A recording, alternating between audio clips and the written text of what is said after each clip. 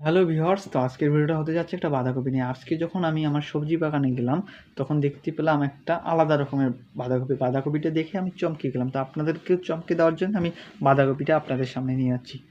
এটা বাঁধাকপি। এরকম বাঁধাকপি কখনো আপনারা দেখেছেন? দেখলে ভালো, না দেখলে আরও ভালো। তো এখন দেখুন।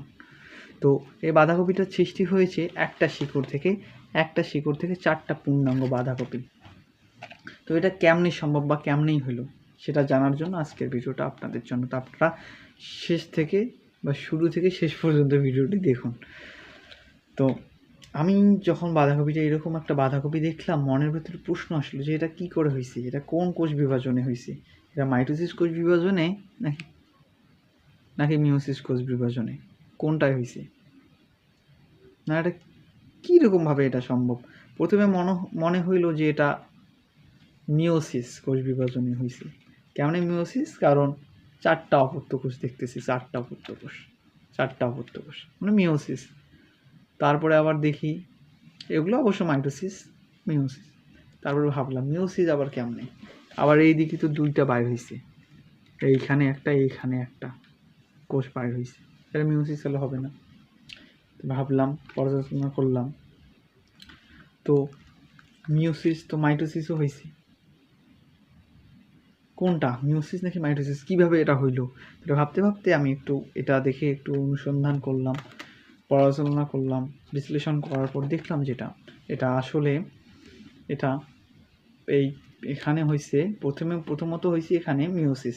তো আমরা যেটা বাঁধাকপি যেটা জানি, বাঁধাকপিতে সাধারণত হয় যে ঘটনাটা ঘটে, বাঁধাকপি যখন অঙ্কুরোগমন হয় তখন এই বাঁধাকপিতে প্রথমে মিওসিস কোষ বিভাজন হয় বাঁধাকপিতে, অর্থাৎ সপুষ্পক উদ্ভিদের পরাগধানী এবং ডিম্বকের মধ্যে উন্নত জাতের মানে মানুষের মতো শুক্রাণু বা ডিম্বাশু মিলনের মধ্যে জাইগোট বা মিওসিস যে কোষ বিভাজনটা হয় সেটাও ওই সপুষ্পক উদ্ভিদে হয়। তার মানে বাঁধাকপিও একটা সপুষ্পক উদ্ভিদের মধ্যে পড়ে এবং বাঁধাকপি ফুলকপি অঙ্কুরোগমনের সময় এই মিওসিস কোষ বিভাজনটা ঘটে। তাছাড়া বাঁধাকপিতে বা ফুলকপি অন্য কপিগুলোতে তাছাড়া সবসময় মাইটোসিস কোষ বিভাজনের মধ্যে তাদের দেহ বৃদ্ধি হয় বা কপিটা সম্পূর্ণ হয় মাইটোসিস কোষ বিভাজনের মাধ্যমে।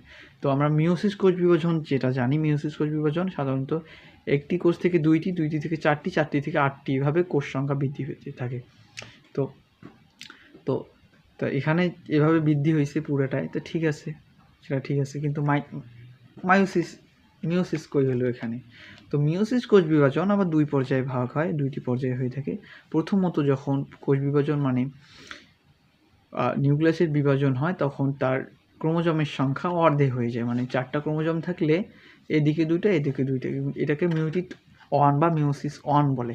আর পরের মিওসিস 2তে যে ঘটনাটা ঘটে,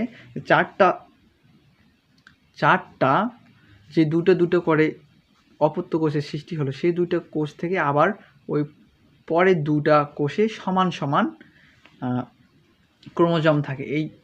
সেজন্য মিওসিসকে হ্রাসমূলক কোষ বিভাজন বলে এবং একটা থেকে মোট 4টা অপত্য কোষ সৃষ্টি হয়। তা আমিও সেটা মনে করছিলাম এটা মিওসিস, পরে এই 2টা দেখে আমি অবাক যে এটা মিওসিস কেমনে হইল। তো এভাবে পূর্ণাঙ্গ কোষও তো পাতাকপির দেখা যায় না বা বাঁধাকপির দেখা যায় না চারদিকে, তো আমি এটা দেখলাম। তো তারপরে যেটা জিনিস দেখলাম যে মিওসিস কোষ বিভাজনের মানে বাস্তবে হঠাৎ করে কোষ বিভাজনের কোনো কারণে যদি বেড়ে যায় বা কোনো প্রজাতির যখন ক্রোমোজোম সংখ্যা মানে দ্বিগুণ হয়ে যায়, তখন এরকম ব্যতিক্রমধর্মী প্রজাতির উদ্ভব হয়। উদাহরণ হিসেবে বলা যায় এক্সনোপ্লাস্ট্রোকেপিকালস ব্যাঙের একটা প্রজাতি ছিল, এক্সনোপ্লাস্ট্রোকেপিলাস, ব্যাঙের একটা প্রজাতি ছিল। তো সেটার ক্রোমোজোম সংখ্যা দ্বিগুণ হয়ে এক্সনোপ্লাস লেভিসিস একটা নতুন প্রজাতির বা নতুন বৈশিষ্ট্যের প্রজাতির উৎপন্ন হয়েছে।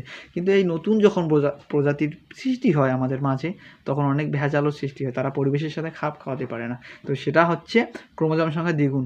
তেমনি হয়েছে এখানে যখন মিওসিস কোষ বিভাজনটা হয়েছে তখন এখানে ক্রোমোজোমের সংখ্যা দ্বিগুণ হয়েছে, মানে ক্রোমোজোমের সংখ্যা একটু ব্যতিক্রম হয়েছে, হওয়ার কারণে এখানে এই রকম পূর্ণাঙ্গ কোষ বা অপত্য কোষের সৃষ্টি হয়েছে। তো এরকম হয় যখন আলুর ক্ষেত্রে মিওসিসটা ঘটে জনন কোষে এবং দেহকোষে ঘটে মাইটোসিস কোষ বিভাজন, তার ফলে জনন কোষে হওয়ার পর একটা আলু থেকে দুইটা আলু, দুইটা আলু থেকে তিনটা আলু হওয়ার পর আলুর সংখ্যা ধীরে ধীরে বৃদ্ধি হয়ে যায় এবং তারপর হয়ে যায় কি অনেকগুলো আলু, এবং তার সাথে বড় বড় একটা ছোট আলু গাড়লে মিওসিসের পর ভাগ হওয়ার পর পরে একটা অনেকগুলো আলু, এবং আলুগুলো মোটা হয় মাইটোসিস কোষ বিভাজনের জন্য। প্রথমে মিওসিস ঘটে জনন কোষে, তারপর দেহকোষে যখন মাইটোসিস হয় তখন একটা আলু থেকে অনেকগুলো আলু হয়, তখন কৃষকরা হয় উপকৃত। তো সেরকম আমি এখানে দেখতে পাচ্ছি যখন একটা মূল থেকে চারটা পূর্ণাঙ্গ বা 6টা সৃষ্টি হতে যাচ্ছে পূর্ণাঙ্গ একটা কোষ, পূর্ণাঙ্গ বা একটা সম্পূর্ণ একটা অপত্য কোষ হচ্ছে এখানে 4টা। তো সে কারণে দেখা যাচ্ছে যদি এখানে এরকম একটা কৃষিতে যদি এটা সংযুক্ত করা যায়, এরকম মানে একটা মূল থেকে বাঁধাকপি হবে, বাঁধাকপি একটা পূর্ণাঙ্গ হবে যেরকম হয়, এরকম যদি পূর্ণাঙ্গ বাঁধাকপি চারটা মানে 4টা হয়, একটা থেকে 4টা বাঁধাকপি, বড় বড় বাঁধাকপি যেরকমটা হয় একটা গাছ থেকে, একটা বাঁধাকপির চারা থেকে যেরকম হয়, এরকম যদি হয় তাহলে আমাদের কৃষি উন্নত হবে। যে কারণে এটা হয়েছে বাঁধাকপিতে, আমরা সাধারণত একটা গাছ থেকে একটা বাঁধাকপি, একটা ফুলকপির গাছ থেকে একটা ফুলকপি, এখন যদি হয় একটা ফুলকপির গাছ থেকে বা একটা বাঁধাকপির গাছ থেকে 4টা বাঁধাকপি পাচ্ছি, 5টা ঠিক একই সমানের বাঁধাকপি, তাহলে আমাদের কৃষি উন্নত হবে এবং দেশ উন্নত হবে, আমাদের জাতি উন্নত হবে এবং আমাদের খাদ্যের চাহিদা মোটামুটি কমবে, অর্থাৎ কি খাদ্যের যে চাহিদাটা ঘাটতিতে সেটা পূরণ হবে, তখন কৃষি আমাদের হবে উন্নত। তাই যদি আমি বলবো যে এরকম যদি করা যায় তা করলে ভালো হয়, এটাই এরকম আসলে হবে যে এখানে যে জিন এলিলের পরিবর্তন হয়েছে সেই পরিবর্তনটা যদি বৈজ্ঞানিকভাবে ঘটানো যায় বা করার চেষ্টা করা হয়, যারা কৃষিবিদ আছেন তারা পারবেন এরকম প্রজাতির উদ্ভিদ বা উৎপাদন করতে, সেরকম বর্তমানে যে হাইব্রিডগুলো উৎপাদন করা হচ্ছে সেরকম যদি চেষ্টা করে পারবেন। তো এটাই হচ্ছে এটার ঘটনা। এটা হচ্ছে তাহলে এখানে ঘটছে কি মিওসিস কোষ বিভাজনে একটু ব্যতিক্রম বা ক্রোমোজোমের সংখ্যা দ্বিগুণ হওয়ার কারণে বা কোনো হওয়ার কারণে এই ঘটনাটা ঘটছে। তো আমার জীবনে আমি প্রথমে এরকম একটা বাঁধাকপির গাছ দেখলাম বা বাঁধাকপিকে দেখলাম যা একটা শিকড় থেকে মাত্র একটা শিকড় থেকে একটা শিকড় বা মূল থেকে চারটা পূর্ণাঙ্গ বাঁধাকপি সৃষ্টি হয়েছে। যদিও আপনারা দেখতেছেন ছোট, আমি আমার চোখে পড়ার সাথে আমি এটাকে কেটে নিয়ে আসলাম, এই জন্য ছোটো, এবং তার সাথে সাথে আমি পাতাগুলো ভেঙে দিয়েছি। প্রথমে যখন দেখছি আমার 4টা মনে হয়েছে যেটা মিওসিসে ঘটছে, তারপর মাইটোসিস। আমার আলাদা রকম লাগছে বিষয়টা। আশা করি আপনারা কিছু বোঝাতে পারছি বিষয়টা কি আসলে এরকম কেন হইলো। তো ধন্যবাদ আমার সম্পূর্ণ ভিডিওটা দেখার জন্য। আর সম্পূর্ণটা ভিডিও দেখলে আপনি একটু হলেও উপকৃত হয়েছেন বলে আমি মনে করি। যদি আপনার কেউ এরকম আগে দেখে থাকেন এরকম বাঁধাকপি, তাহলে আপনাদের ধন্যবাদ। আর দেখে থাকলে কমেন্টে বলুন যে দেখছি, না দেখলে বলেন কমেন্টে বলেন যে দেখি নাই। তো ধন্যবাদ, সবাই ভালো থাকবেন, সুস্থ থাকবেন।